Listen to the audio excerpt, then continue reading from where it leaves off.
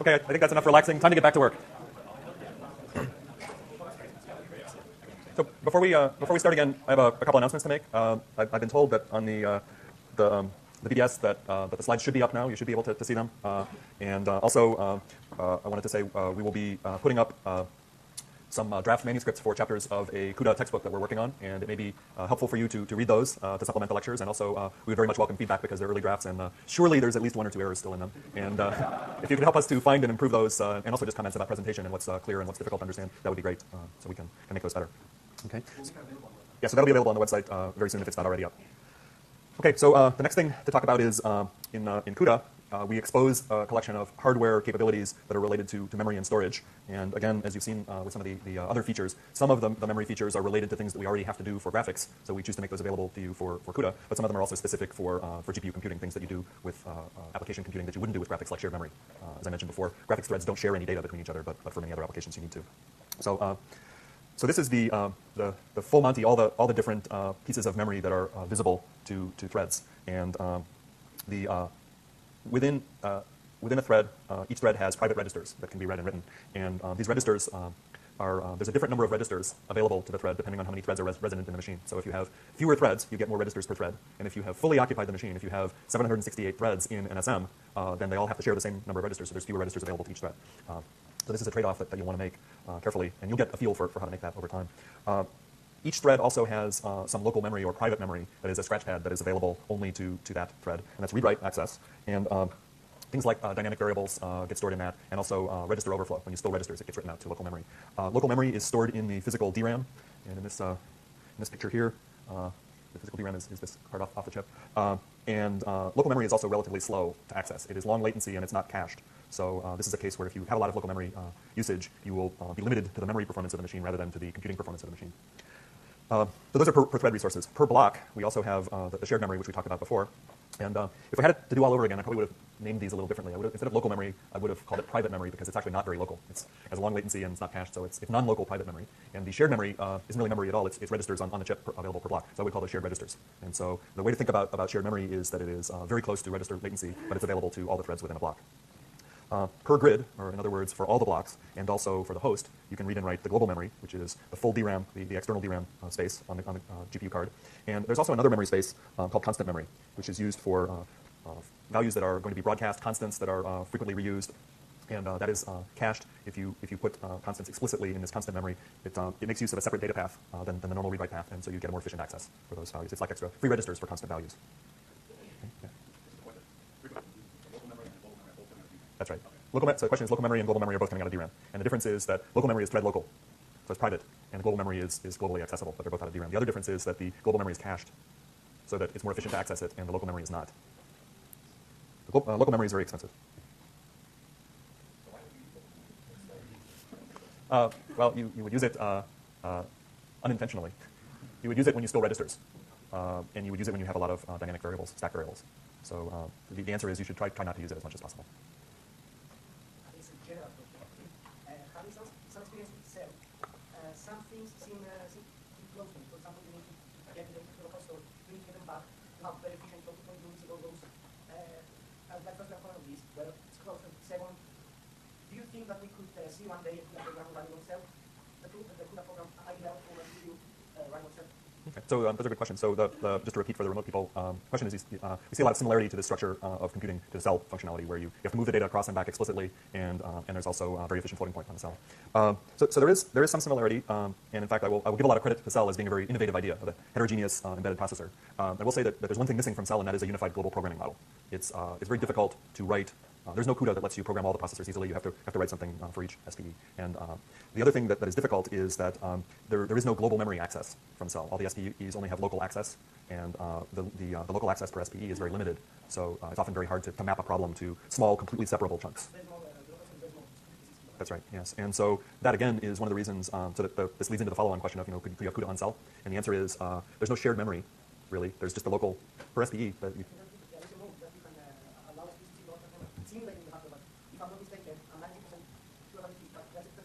Yeah, I don't know as much about the cell as I do about the GeForce, so I can't comment. My understanding is that it would be difficult to implement CUDA on cell. I would be very pleased if they would do so, though. And again, you'll hear this answer a lot. It'd be a great research project.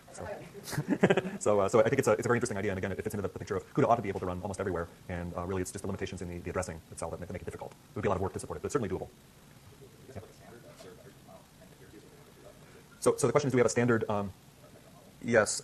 So we do have a specification, and we do make the language description available. The parser is available to people, so it is possible for other people to implement an exact compatible version of CUDA. So we are certainly interested in people doing that. Standard is a strong word, but we do have a consistent model that we make available to other people. But there's no formal standards organization and all that. Okay.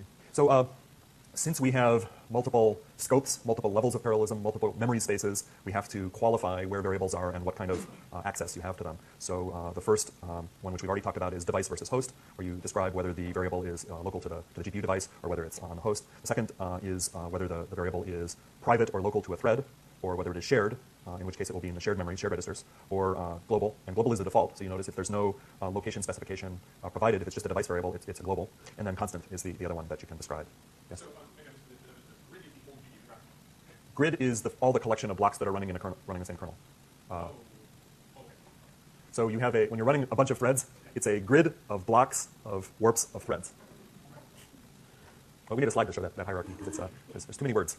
So I won't go through all the details, but for the different memory spaces, there are different scopes and different lifetimes. And when you're deciding where to put the variable, you want to put it in the most efficient place. And keep in mind that that local memory is expensive. Shared memory is very, very efficient, very fast, but it's also a very scarce and valuable resource, and it's limited. So you only want to put things in shared memory if you need to share them between threads, or if they're you can use shared memory first. Use up your shared memory first before you start using local memory, because it's much more efficient for execution.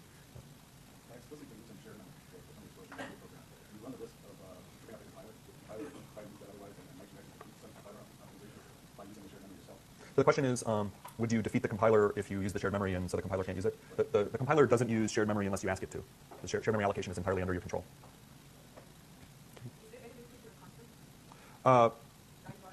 There is a limitation of constant memory, but it's pretty large.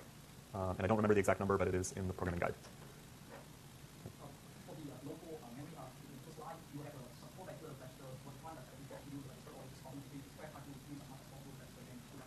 So the question is, would we use the registers first before the local memory? And the answer is yes.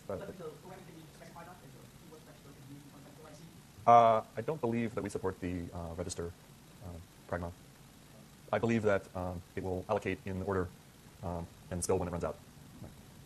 So if that's something you would like, that's something you should file a bug, which will be interpreted as a feature request, and someone will have to respond, justify why we don't do that.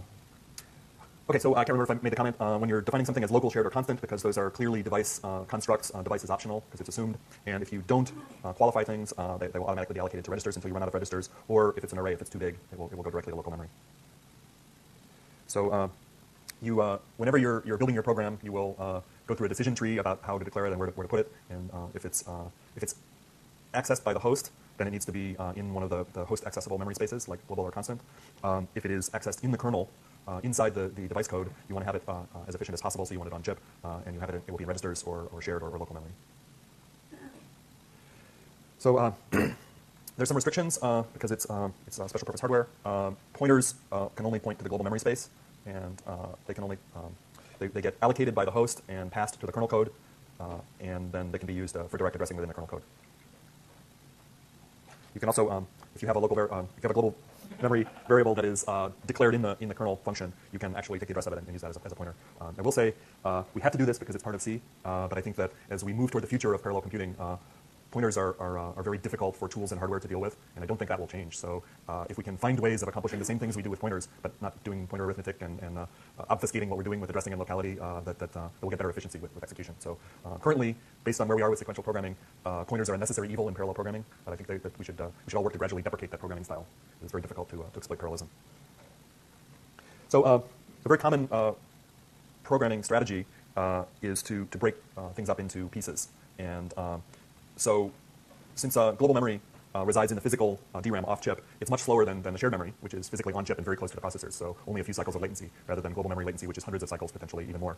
So a very efficient way of doing computation is to tile your data and operate on the data in chunks, and then you can take advantage of the fast shared memory. So what you do is you break up your problem size your data set into subsets that will fit into the shared memory in little tiles. And then you load that data into the shared memory, and within one thread block, you operate on that data and then write your results back out. So you can amortize the memory operations to external memory over the full operation of the block. And so you very often will see kernel programs that sequence through blocks of data, load from global memory into shared memory, do a collection of computation with all the memory very close to the processor cores in shared memory, so very low latency, very high efficiency access. When the results are done, write the results back out to the global memory and repeat as necessary.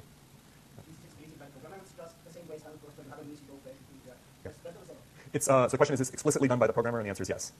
Yeah. So I guess you make use of a lot of underdefined disks. I mean, you could make use of a lot of underdefined disks to fit in fair access. Sure. Right. Yes. So the question is, you can make use of some of the algorithm designs that are used for disk, or actually any kind of paging device. And I will make the comment that the first question reflected the cache-centric view of the world is I can access any memory and it will just get loaded in if I need it, inefficiently and slowly.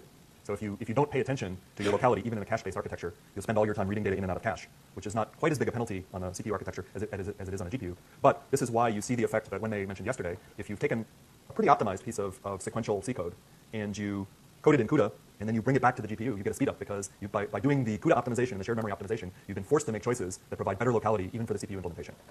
If you're staying in shared memory tiles, you're by definition staying in CPU cache lines, and you get much more efficient memory access on the CPU as well. It depends.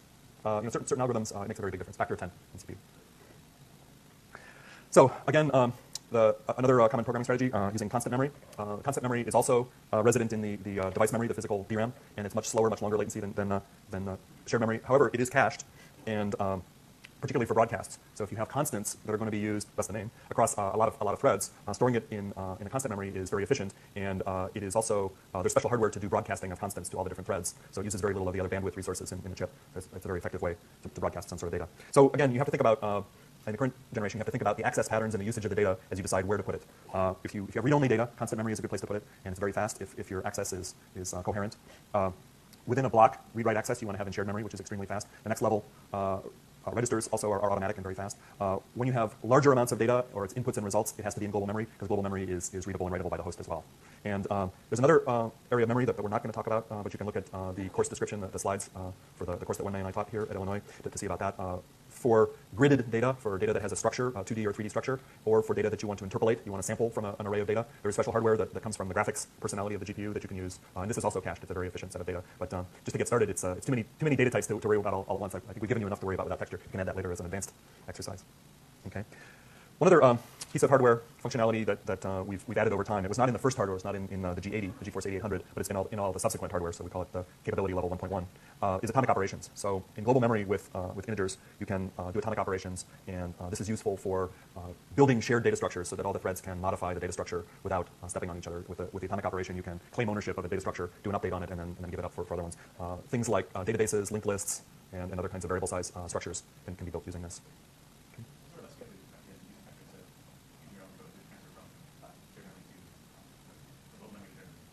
So a texture, first of all, textures are read-only. So if it's input data, it's kind of a waste of the shared memory space. If you are doing multidimensional addressing of an array, using a texture is advantageous because the hardware does the addressing without using the ALU in the processor. So the addressing is free. Even more so if you're doing interpolation. So if you want to filter the data from your texture array, then the addressing and the linear combination of the filtering is free as well, and you save a lot of floating point from that. So it just depends on what your access pattern and what your data needs are. Yes, that's right. So we have to start with a baseline, and functions get added. One of the wonderful and difficult things about GPU computing is that we produce new chips every month, and we produce a whole new architecture every year. So what we do is we add features as we go. And so atomic operations weren't in the first version of CUDA, but they came about 6 months later. Atomic operations on shared memory come in a later version, and other functions will come as we go forward. But if you stick with the baseline functionality, it continues to work. We don't remove functionality every 6 months. We continue to build upwardly compatible technology. Yeah, that would be evil. Okay, so now I think I'm going to hand off to Wenmei for the next step.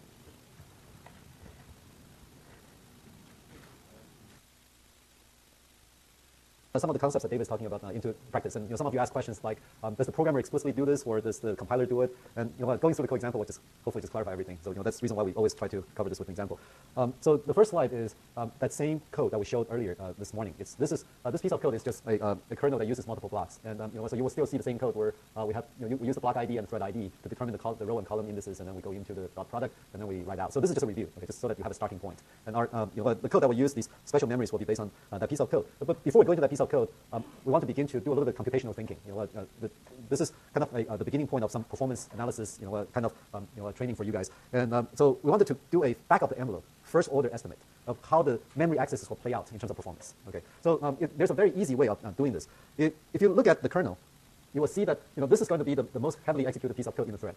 And this loop, in every iteration for, we're going to do one memory access here and to AMD and one memory access to ND. And these two are going to be in the global memory. Whenever you see a global variable in the kernel, and using the kernel, that's in the global memory. And so there are two memory accesses, and then you'll do a multiply and you do add. So for every two memory accesses, you do two floating point operations. So that ratio is 1 to 1, and I briefly mentioned this yesterday. Oops. So this is a very important concept in terms of memory access. That we have how many bytes of memory access per floating point operation. In our case, it's one floating point operation per memory access, and every memory access is a single precision 4 byte data. So we will have 4 bytes of memory access per floating point operation. So far, so good. If it's a double precision, that will be 8 bytes, right? So for the 4 byte per access, then if you look at the peak performance of this chip, which is depending on how you count it, it's right around 346 gigaflops if you count only multiply and add operations. But if it's it's even higher if you count the multiply only capability in the in the chip. So let's take the lower one, and 346, and multiply that by 4, because we're able to do so many floating point operations per second, right? And every floating point operation will take 4 bytes. So if we're going to sustain that operation and totally operate out of the global memory, we will need to have 4 times that number, which is 1,386 gigabytes per second, in order to sustain that performance. Okay. And if you look at the actual bandwidth for G80, that's 86.4 gigabytes per second, and there is a I would say sizable gap between these two numbers, right? And that's exactly why most people, most of you who are familiar with high performance computing, there are some of these gold ratios that most of these machines try to accomplish, right? And this particular number is not going to sustain the 86.4 gigabytes per second will not sustain the peak performance for this chip, given that piece of code. Okay, given the matrix multiplication code that I just showed you. Another way of looking at it is that if given the 86.4 gigabytes per second, given the fact that every floating point operation takes 4 bytes, if you divide that number by 4, that gives you the number of floating point operations you can do per second, right? That's so the flip side of the view. So that gives you about 21.6 gigaflops per second, and it's not bad. In fact, if you look at most of the CPUs today, 21.6 gigaflops is not a bad number. But compared to the potential of this chip, you are not even close in fully utilizing this chip. So what I'm going to do is I'm going to take you through the algorithm changes so that you will see how the thought process works in order to get much more full utilization out of this chip. So if you test that piece of code, just take this the multiple block code and run it on the GPU today on the G80, you should get right around 15 gigaflops per second, which is not that far away from 21.6 because there are all these other factors like the loop overhead and so on, right? So it's actually quite reasonable, but it is definitely not going to to be the most, I would say, the thing that you'll be most proud of in your career. So we need to somehow drastically cut down the memory access and get closer to the full potential of the chip. So how do we do this? Let's come down to locality. Okay, and locality is a term that we use in pretty much every aspect of computer architecture because the hardware is built. The physical devices that we're building into the hardware are naturally faster when things are close to each other. So it's just naturally easier for people who are sitting next to each other to talk to each other, right? So hardware is the same way. So in order to make hardware function very fast, oftentimes you want to make sure that things that need to communicate with each other are localized and they're close to each other within proximity. So that goes into the algorithms. If you can organize your algorithms so that things that need to be shared or things need to be communicated are somewhat close to each other in the thread organization, then they tend to run very fast. And so hopefully by the end of the sequence you will see see exactly how it works. So let's make an observation here. When we do matrix multiplication, we're taking one row of n and one column of n to do a dot product and produce one of the elements. If we take another row of n and produce another element with that same column, you will start to see that this same column here will be used twice. Once to produce the element on top, and once will be used to produce the element on the bottom. In fact, all the elements along the same column of the product will be using the same column of n. So there is a very significant amount of data reuse or sharing of input data, right, in the computation of these elements. So it's a matter of whether you can easily make that sharing, somehow you make use of that sharing to reduce the total number of accesses. So if many of you want to go out for coffee, it will be best if we can just get a representative, on the let's say the right hand side of the table. Sorry, we'll go to the left hand side of the table tomorrow, right? But if we get a representative to go out and get a coffee and then everyone can share, then that will be that would save a lot of the congestion at a coffee table, right? Which is exactly the same concept. We want to make sure that if you are all going to get decaf coffee, you get one of them to the line and then get a coffee and then everyone can share the fruits. So this is the basic idea of these tiled algorithms. You want to create a situation where you have a unit of data, okay, a relatively small piece of data that you can go and grab from the from the global memory, and that relatively small piece of data will hopefully fit into the shared memory, okay, and that shared memory data will be used on a high fan-out basis by many threads, okay, but none of them would require access out to the global memory anymore because they can satisfy themselves with the local memory. So that cup of coffee that Laura that you brought, will be gladly shared by all the people in that first row, so maybe subtracting the sanitary reasons, everyone will be satisfied. The threads are not all that sensitive to sanitary reasons, so they should be very happily sharing that piece of data. So this is the basic idea, and then it turns out that these things are a little bit trickier than one might think. So this is the part of the course that we revised the most times through the offerings, and so you're going to be seeing some brand new slides this time because last time around we were having some students were having difficulty following the thinking, so we added some more slides and hopefully explain it better. So what we propose to do here is to do a tiled multiply. Remember when we did the multiple block multiplication, we already tiled output array matrix. But in the new version here, we also propose to tile the input matrices. So we will break down the input matrices into tiles as well. And whenever we do a tiled computation, the general principle is that we will take whatever each thread is doing and chop it up into phases. Okay, so in the original implementation, what we have is a dot product. The dot product will go through the entire row and the entire column of the input matrices and produce the result. And that's the computation we're going to chop into phases. So we're going to chop that into that product into segments, and each phase will do a segment of n and a segment of n and produce a partial result. So the idea is this: if we can get we can chop up the computation into these phases, then we can have all the threads in one segment of this tile to all do a small segment of the multiplication. And all these segments will be able to all share this one segment of n in their multiplication. And the reason why we want to do this segment is because when we do the segments, the data will fit better into the shared memory. Okay, we have a much better chance to fit the data into that shared memory. And if we let these people load all the data of that row and all the data of the column into the shared memory, we can easily run out of capacity. Remember, these matrices are likely going to be hundreds or thousands of elements on each side. So at some point, you need to limit the number of bytes that you're going to load into the shared memory. So that's why we need to tile these things. So this is not just for the GPU. This is actually used all over the place in computing because some people ask about disk, right? And if you want to make sure that a very large data set gets fit into the main memory of let's say ordinary computers, you need to do something like this. And for CPUs to get the data to fit into the on-chip cache, you also have a similar computation. So it's really a very common technique that people use, and it's it's not just for the GPUs. Yes.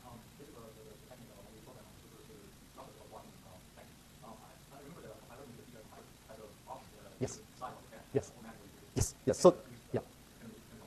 Yes. Hold on. So the question is, some of the compilers, such as the PGI compiler, the Portland Group compiler, has an option for the compiler to automatically do this. So can the CUDA compiler do this? The answer is not at the present moment. Okay, the CUDA compiler doesn't automatically do this transformation, and it turns out that this transformation, in the dense matrix category, is not that difficult. It is something that people like us who work on this area in this area know that with some reasonable dependence checks, you can actually do this transformation automatically. And but again, these things have to do with how robust you can make these features, and can you support like thousands of people using this, or you can support a smaller number. So recently we published a research paper on this thing, and we actually do automatic tiling of these things. But it will take a little bit of time to work into a mass market product. So it's something that David and I actually talk about quite a bit. Yeah. Yeah. Yeah. The PGI. Okay. The question is, I assume that this is one of the IA, x86 processors, right? The Portland Group.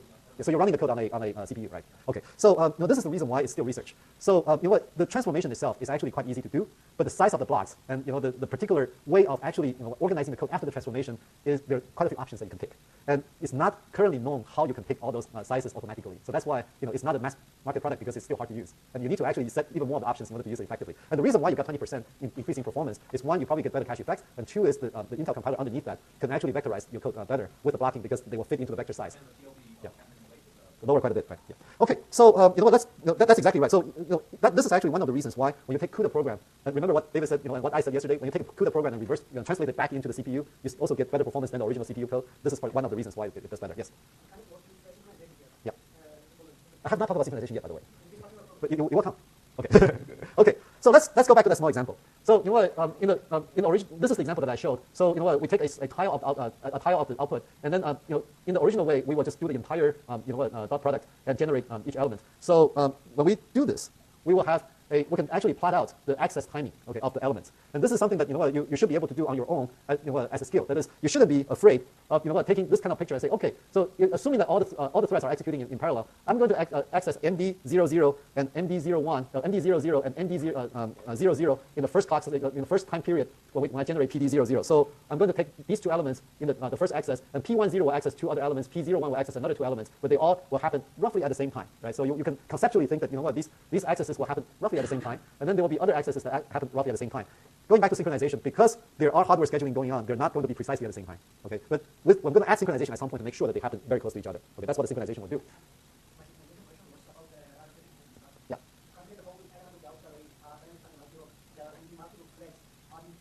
No, it's not. It's not for this one. But I'll come to that point. Yes. So when you look at this kind of access table, so the access time will go from top to down, and then the threads go in the horizontal direction. You will start to recognize that, oh, okay, the two of the threads will access N10, two of the threads will access M10. Okay, so this is where that data sharing happens, right? So it will be very clear to you as soon as you lay it out. And so what we propose to do here with that little example is we will also partition the input matrices into these tiles. Okay? So we will actually chop up the execution into phases so that each phase will only use a segment from M and segment from N, and that goes into this kind of picture. So conceptually what we want to do is, now we're doing the time this way. One day I'm going to try to figure out how to do both pictures in the same direction. So time go from left to right, and threads go from top to bottom.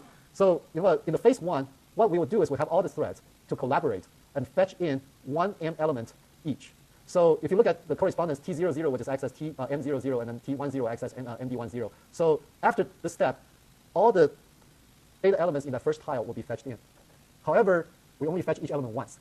Remember, in the original algorithm, we fetched them twice. Right? 2 of the threads will fetch the same element. So by coordinating in your algorithm, you can do it in such a way that each MD element and each MD element in that tile will only be fetched once, okay, from the global memory into the shared memory, and that gets written into the MDS. And so the MDS will appear as a declared variable in the CUDA program that's in the shared memory. Okay, so I'm giving you the conceptual basis of that piece of code. Okay, so phase 1, load the tile of MD into the shared memory, load the tile of ND into the shared memory, and then everyone go and operate that segment of the dot product out of the shared memory. Okay, so you would be accessing shared memory, and remember MD10 gets loaded into ND10 gets loaded into NDS10. So you should be able to see 2 shared memory locations being used, the same shared memory location being used twice in the computing phase. And this corresponds to the original case where both threads will actually go out to the global memory and fetch the data twice, right? Here, you only load that into the shared memory once, and then you use the data out of the shared memory twice. Okay, so this is the reason why the tiles need to be small. Because when the tiles are small, you fit that into the shared memory, and you will not overflow the size. And I'll give you the limitations. So after the first phase, you can now go to the next tile. So going back to the code, you will go to the next tile in M and the next tile of N. And you will load in the M elements and N elements from those 2 tiles. And again, you will do the computation. So by doing your computation in these phases, you can actually have all the threads to collaborate and go out and fetch the data, and then you will do the computation. So this is actually a good point, since some of you asked about the cell processor. So this will be a good comparison point. In the cell case, it's not the individual threads that go out and collaboratively load. It's actually a DMA. It's a direct memory transfer mechanism. It's not all that different from this. If you can figure out how to do this, you should be able to do the DMA. Because what you do is you actually issue a DMA command based on the addresses that you calculated here and let the DMA fetch it in. But it does take more work to implement this kind of mechanism. The real difference between cell and CUDA, from my perspective, after developing so many of these applications on CUDA and looking at how people do cell, is that remember that original version of the algorithm that we didn't use shared memory, but we actually go directly to the global memory, right? That algorithm was simple, it's easy to get to work, but it was limited in performance, right?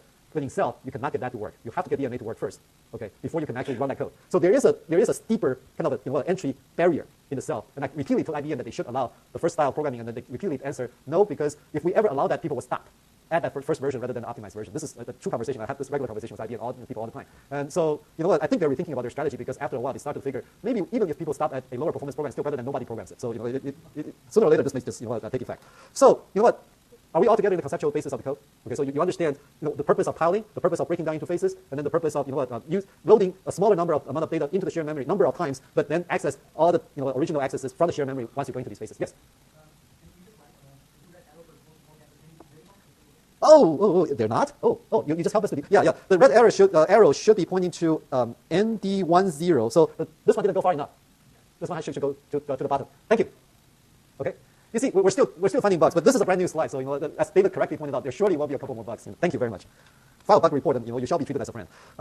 So first order size considerations. When we do these tiles, you need to also somewhat be sensitive to the size of your memory that you're working with, right? So that you know the tiles. So each thread block should have many threads. So the tile width of 16 will give you 256 threads. And from the threading point of view, that was a pretty good choice. Remember we went through this in the previous lecture. And there should be many thread blocks. So let's say if we have 1,000 by 1,000 matrix multiplication, then each one being 16 by 16, we will actually have 64 blocks by 64 blocks. So this gives us 4,096 thread blocks, right? So that's also a good number. You have a large number of blocks that you can actually spread across the SMs and keep them all busy. Whenever something finishes, you can immediately stick one in and do the load balance. And each thread block perform 2 times 256 floating point loads. Remember, every block, every tile, right, will be loaded once. So for a block size of 512, we will load 256, 16 by 16 will load 256 M and 256 Ns, right? Just like the 2 by 2 will load 4 Ms and 4 Ns. So for a 16 by 16, we will be loading 256 M elements and 256 N elements into the shared memory. So that adds up to 512 floating point loads. And then we will be calculating for each of these threads. Once we loaded the block, the phase of computation will do 16 element dot product segment. Right? The 16 by 16 would allow you to do 16 elements from M and 16 elements from N in each dot product. That's the phase. So this gives you 2 one multiply, one add for that dot product, so that gives you 2 times 16 floating point operations per thread. And that gives you 256 threads, each doing so many operations, so that will give you 8,192 multiply add operations.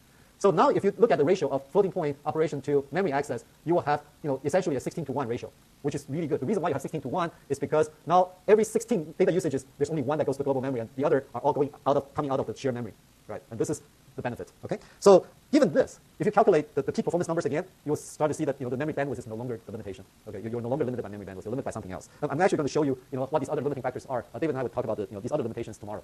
So the code that we're going to use is actually quite simple. Once you understand the conceptual, the conceptual basis, we're going to generate, for each block, we're going to essentially just have tile width times tile width in each thread block. And the dimension, the number of blocks in each grid, in each dimension is actually the width of the matrix divided by the tile width. Right? So you have so many tiles that you're going to have to use one block for each tile. And the code looks like this. Okay, so I'm going to walk you through the code. And this is actually one place where you probably will benefit from downloading the slides, looking at the slide as we walk you through. So at the beginning of the kernel, we're going to declare two shared arrays. And remember, these are the additional keywords that David was talking about, right? These are the keywords that will declare these variables as shared memory variables. And once you declare it as a shared memory variable, remember the scope is within the block.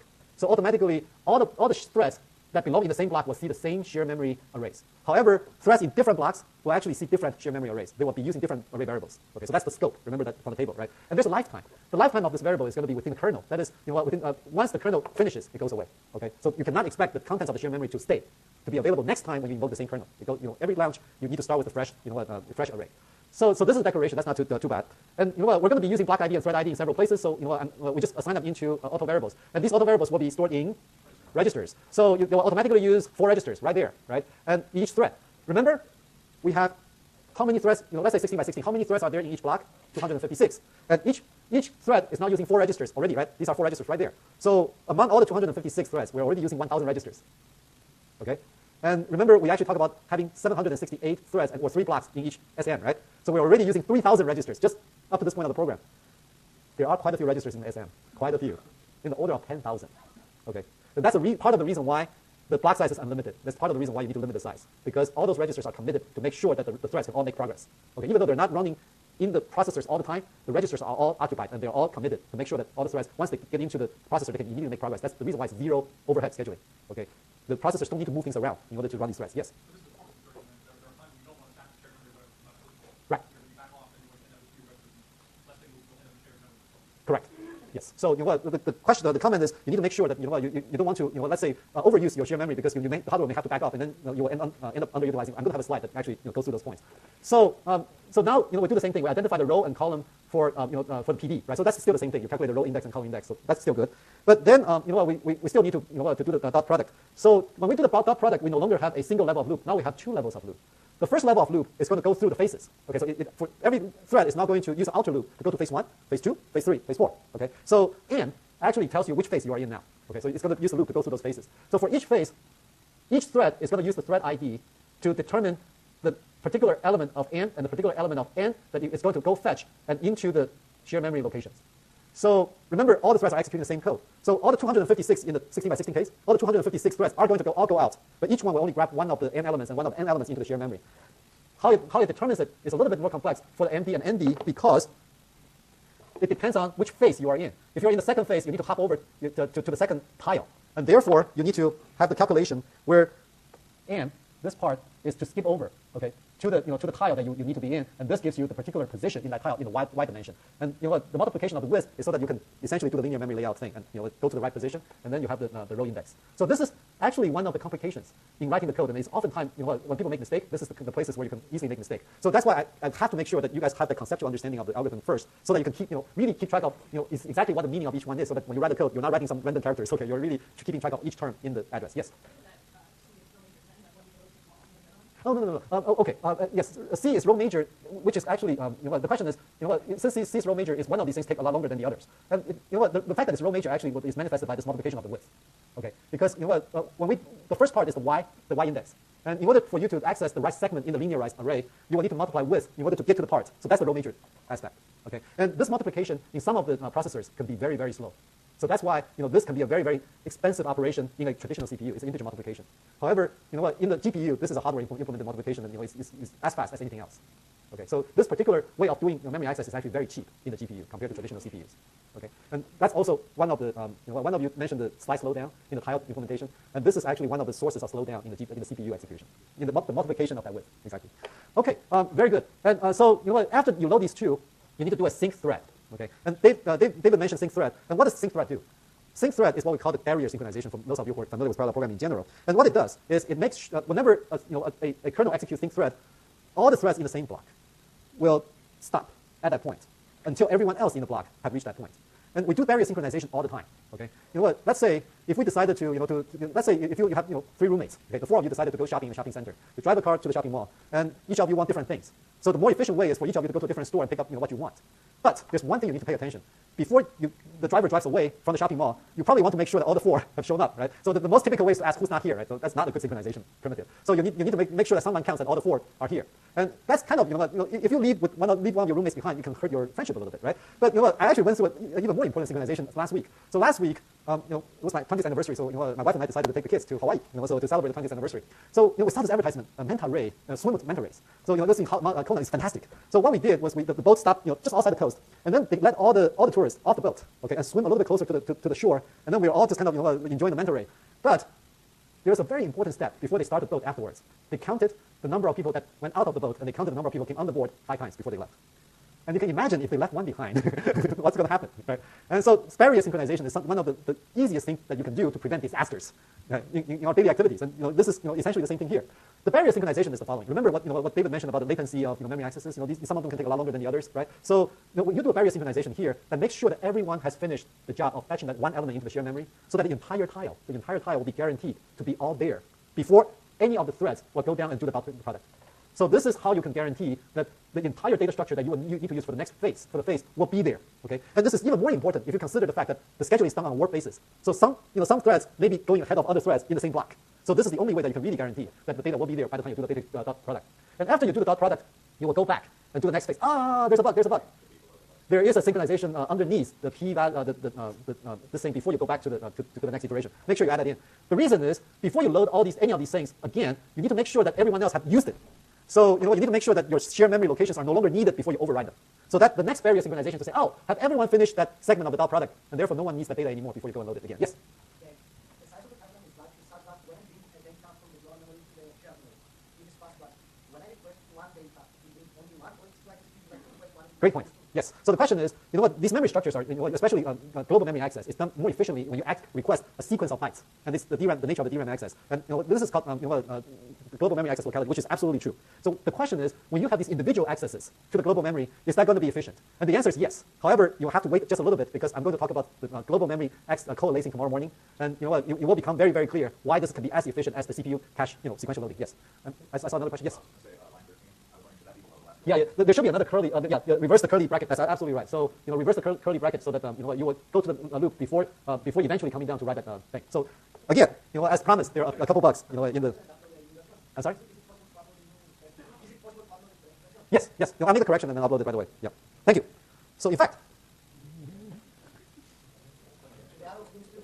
so sync threads, and then this. I'm sorry. Oh, the arrows. Yes. That requires some artistic skills. So I'll do that afterwards. There's a, there was, I remember when I was little, I was trying to figure out what I'm going to do. And, there was one art class where the teacher looked at my work and said, you should spend more time on math. So, anyway, so we're getting really close. So going back to the, so you just saw the code, and I want to make sure that you walk away not just remembering the code, but really remembering the conceptual basis. Because once you have the conceptual basis, you can always crack the code. Okay, and so we're going back to the code, to the conceptual basis. We are chopping the input matrices into these tiles, and we are chopping the the computation of each thread into faces, and then we do all the faces of a block of thread together, so that we can just bring in a tile of data and let them all do their faces together, reusing the data for each other, and then go on to the next phase. Okay, now there's some considerations here. This is that size consideration that someone mentioned. Okay, and the streaming multiprocessors do have limited amount of shared memory. The size of the shared memory is implementation dependent. Okay, and chances are they will get bigger in the future. So you should not assume that they're a certain size for your correctness. And that's another tuning parameter that needs to if you want to fully take advantage of some of these future enhancements, you may have to retune your program. Okay, and so for tile width 16, each thread block uses 256 elements from M and 256 elements from N. That gives you 2 times 256, right? And then each one is 4 bytes. So you will need to use 2K bytes of shared memory for each block. Okay? And remember, 3 of those blocks will be assigned into the SM. So that will use up 6K bytes of shared memory. So in this particular case, the shared memory is not a bottleneck because G80 has 16K of shared memory available. However, in some of the applications, you can actually use up more shared memory than the threads would limit you. So in those cases, you need to be careful. And especially, I'm going to talk about some performance tuning algorithms where you actually can do double buffering. Okay, you can actually load shared memory for the next phase while you're doing the current phase, and that would double the usage of shared memory. So at some point, you could use up all the capacity. If you have tile size 32, it will lead to 8K usage if you just do the math, and that would allow you to use only 2 blocks in the in the SAM. But this is only theoretical in G80 because why is this only a theoretical case? Yeah, it's 1,000 threads. It will not fit into the block size anymore. Exactly. So using 16 by 16 tiling, we can reduce access by a factor of 16. And if you do the math and multiply the bandwidth limitation by 16, you actually get to 347.6 gigabytes, and therefore it's no longer limiting your peak bandwidth performance. Okay. So if you look at the real numbers by doing tiles, if you don't do the tiling, it runs at right around between 12 and 15 gigaflops. And then if you use 4x4, it still runs about the same. In fact, it gets a little lower performance. The slightly lower performance has to do with that extra multiplication kind of stuff that you need to do. And you didn't get much benefit out of these small tiles because by having 4x4, you're only cutting down the global memory access by 4, and it's still not sufficient to get out of the limitations. And doing 8x8 gives you a little bit better performance, but still you're limited by memory bandwidth. And doing 12x12, you're still limited by memory bandwidth for the following reason. What we did was we actually give you 2 bars in each of these configurations, and the second bar is a further optimization trying to improve performance. And this is actually a little test to see if memory bandwidth is still a limitation. Because if memory bandwidth is a limitation, almost no other optimization will do you any good because you're fundamentally limited by the memory accesses. So that's why when we have an optimization bar next to it, but the 2 bars are almost identical height, that's almost a sure indication that you're being limited by memory. Okay? And then once you go to 16 by 16, you're no longer limited by memory bandwidth. And first of all, you get good performance to begin with. And then you do these optimization, and the performance shoots up. So that's a good indication that you're limited by something else. Question first and second, third. Yes. Oh, we're going to be talking about tomorrow. So this is purely to just show you that if you do these other optimizations, when you're limited by memory bandwidth, nothing else will work. Okay. Right. Yeah. Yeah. We will be talking about it tomorrow. And just in case you're curious, this is unrolling 16 times. So yeah, the inner loop. Yes. Oh, this is the gigaflops rate. So this. Oh yeah. So that's a great question. So how do you measure the gigaflops? So essentially, we identify in all these different versions of this particular algorithm, they perform exactly the same number of floating point operations in that innermost loop. So we use the total number of floating point add and multiplies in the innermost loop across all the threads. That gives you the total number of floating point operations, and you divide it by the time. That gives you the gigaflops. No, in the second bar, it still does exactly the same number of floating point operations. Yeah, but the integer operations can change, but it's not factored in the gigaflops.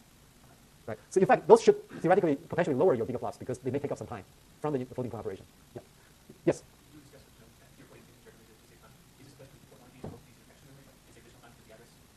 Yeah. So the question is, when you're putting things into shared memory to save time, is this also a situation where you can put the data into a texture memory in order to save even more time because the texture memory allows you to do some address calculation free? And we actually did that, and the performance is not much better than the shared memory in this particular case. And the reason is, texture memory has its limitations. So there's some trade-offs between the two, and it turns out that it's not much better than shared memory in this case. But if it's truly gridded data where you actually do a lot of interpolation across these grid points, then you actually save you a significant amount of time. But not in this particular case. Any other questions? Yes, John. Yes. That's exactly what it is used here. It's a multiply. Eventually it gets fused into a multiply add instruction, but it counts as 2 floating point operations. Okay. Okay. So the final slide here is a quick summary of a sort of a very common program structure where you will have global variable declarations, the host data, the device data, the constant data, and global memory data. So all these things will appear outside the function declarations. And then you have the function prototypes. You have the main memory, or what we call the stub functions. These functions are typically functions that replace some original CPU functions that actually calculate the algorithm, but now they become the functions that ship data to the GPU, invoke launch kernels, and then ship data back into the CPU. So that's the outline of these quote-unquote main functions. And then you have the kernels. And each kernel will likely do you declare these local and shared, and then you will have automatic variables, and you will load some of these things into shared memory. You do the synchronization, and then you have other functions that will be used by the kernel functions. So this is really a very, very high-level summary of a typical CUDA program structure that will hopefully guide you through most of the lab this afternoon. So that will be the last slide. John and Xiaolong, do you have any quick announcement before we end in the morning?